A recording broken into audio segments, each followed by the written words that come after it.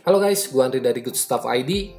Hari ini gue mau coba ngomongin soal smartwatch keluaran dari brand Omting yang merupakan sub-brand dari brand One More. Jadi bisa dibilang Omting ini adalah salah satu sub-brand dari brand Xiaomi juga yang ngejual beberapa aksesoris dengan harga yang cukup terjangkau. Nah, belum lama ini gue baru aja dikirimin smartwatch sama mereka dengan kode produk Omting eJoy Smartwatch. Dan gimana soal performanya, gue bakalan share juga ke kalian lewat video ini. So, buat box packagingnya simple aja, ada gambar produknya di bagian depan dan beberapa spesifikasi lengkapnya di bagian belakang. Terus buat isi boxnya kalian bakalan langsung dapetin satu Omting eJoy Smartwatch, terus satu kabel charging tipe magnetik, dan yang terakhir kalian bakalan dapetin satu buku manual buat penggunaan smartwatch ini. First impression gue buat jam tangan ini solid.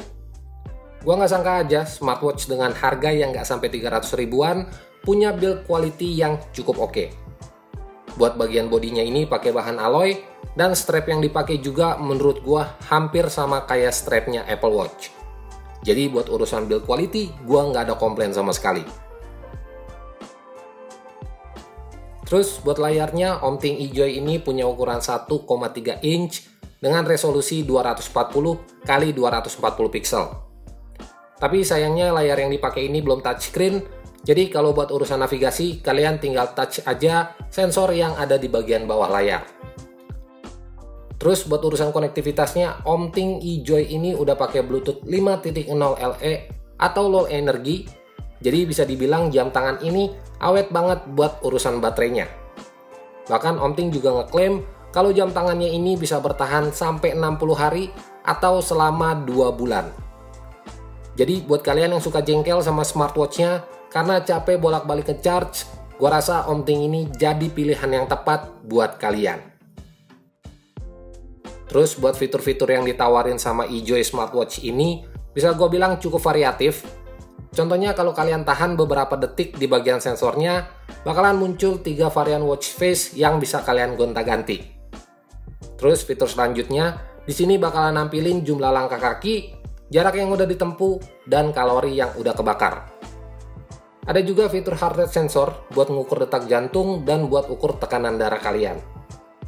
Gak cuman itu aja, di sini juga ada fitur buat analisa kualitas tidur kalian, dan pastinya kalau kalian mau dapetin hasilnya, kalian harus pakai jam ini pas waktu kalian tidur. Lanjut ke fitur berikutnya, ada notifikasi message, sport, dan juga setting. Oh iya, buat mode sportnya ini ada beberapa mode. Yang pertama run, climb, football, dan lain-lain. Jadi kalian tinggal sesuaiin aja olahraga apa yang biasa kalian lakuin sehari-hari. Buat harganya Omting eJoy Smartwatch ini dibanderol nggak sampai 300 ribu, lebih tepatnya 280 ribuan aja. Jadi buat kalian yang mau beli, kayak biasa gue bakalan sertain link pembeliannya di kolom deskripsi di bawah. Poin terakhir yang mau gue bahas soal aplikasinya.